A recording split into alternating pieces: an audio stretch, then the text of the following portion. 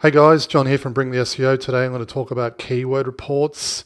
For those of you providing SEO services, whether you're an SEO consultant, contractor, independent contractor, you're running an agency or freelancing, whatever the case might be, this is going to be perhaps a little bit controversial, but I'm going to say this. If you're sending keyword reports, you should stop. I stopped sending keyword reports many years ago. And I'm going to outline in this video why I made that decision. I'm going to share with you some of the issues that I found sending keyword reports. I'm sure for most of you that are, again, providing SEO services, maybe you've experienced these same issues too. And I'm going to finish out the video. I'm going to round the video out by sharing with you a number of ways in, or what you should include in your reports, or things at least you can touch on that will have you having much more meaningful conversations with your clients. Now, I'll start the point by saying this. This was a video that I chose to shoot today because it was a conversation that came about recently when I met up with one of the new members who signed up during the week, and he lives not far from me. I met up with him for lunch and he asked me the question, John, do you send keyword reports to clients? And I said, absolutely not. And I think my answer to that question, he was a little bit confused by that. I went on to answer the question, obviously, and explain the reasons why, which is exactly what I'm going to do in this video. So a couple of the issues that I experienced when it comes to sending keyword reports. The first one is that I always found it difficult to try and make sense of how many keywords to send, to include in the report, which keywords were most important, and how to present that information in a way where it actually made sense. And this is one thing that I always found confusing. Like, I'd start a campaign and I'd be tracking, maybe half a dozen keywords, and then slowly but surely over time, I'd be tracking 30, then maybe 40, then 60. And I was looking at these reports that I was sending clients, and it was like some of these reports were like 4 pages of keywords with, positioning and ranking information. And I just looked at it, I thought, this doesn't make sense. And no matter how well I tried to lay that information out, it just looked like, it felt to me like it was just meaningless information. I was just throwing, and this is fairly typical in the SEO space. Well, SEO consultants will just throw as much information in their reports as possible in order to make, I don't know, maybe it's to give the client a sense of, getting something for their money. So I was throwing all of, listing in some campaigns, listing hundreds of keywords in my reports, and I looked at it and I thought, this is ridiculous. It doesn't make any sense. So that was the first thing that sort of got me thinking about, why am I sending all of this information? And yes, I understand you could bring it back and just focus on the main terms, but usually clients always ask. If you provide them with 10, they'll say, hey, where are these other keywords? So I always found it difficult in presenting that information. My next point, and perhaps I've already touched on this, was, just felt like meaningless information. Okay, so you're now on the bottom of page 3 for, Plumber Sydney. Well, okay, so what does that even mean? Doesn't really mean anything. I've worked on campaigns where, the rankings really haven't improved at all, but I've made a number of on-page site changes in order to essentially double or triple their conversions.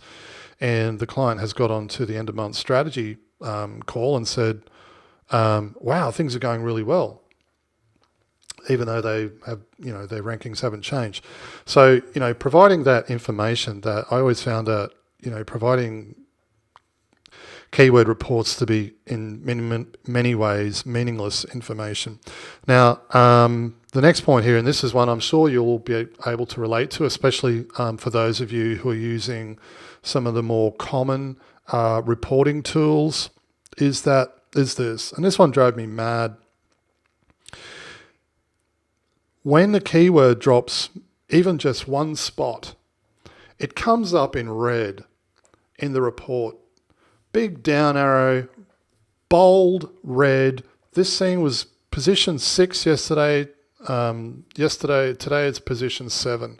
A client looks at the report and sees something in red and it's gone down, even if it is only one spot, they immediately think something's wrong. Oh, what's going on with this, John? And you'll be receiving phone calls and emails and all sorts of nonsense. John, there's something wrong here. You know, we're paying you. We're going in the opposite direction. They don't understand that the SERPs are dynamic.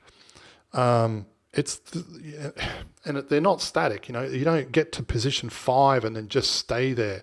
It's like, you know, I've used this analogy before. Oh, yesterday it was 24 degrees and today it's 26. So something's wrong. It doesn't work that way.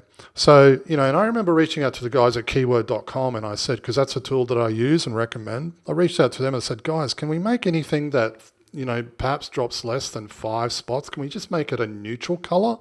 And they tried that for a little while, but they've eventually just gone back to red. And that always did my head in, because as we all know, the search results can fluctuate. And if you drop 1 or 2 spots, it doesn't mean anything's wrong. But again, when a client sees that, they panic. And that can lead to my next point, which is having stupid conversations or meaningless conversations with clients. You know, oh, we're still on the bottom of page 2 for this keyword, or how come this keyword has dropped 1 place? And you're essentially working your ass off trying to help them, you know, put out fires around things that don't matter. You know, and this brings me to my next point. I want to try and keep this video as short as possible. And this is the way in which I answered Greg's question when we met up for lunch. This is one of the new members. He said, well, if you're not sending keyword reports, what are you sending? And I said, focus on the following things, right? Now I'll give you a quick run through. Number of phone calls, number of email inquiries, the best converting pages, right? Those are pages that lead to actual customer inquiries and sales.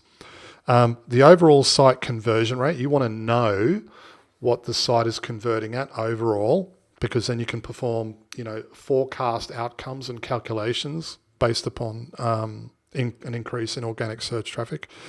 And most importantly of all, estimated monthly revenue, right?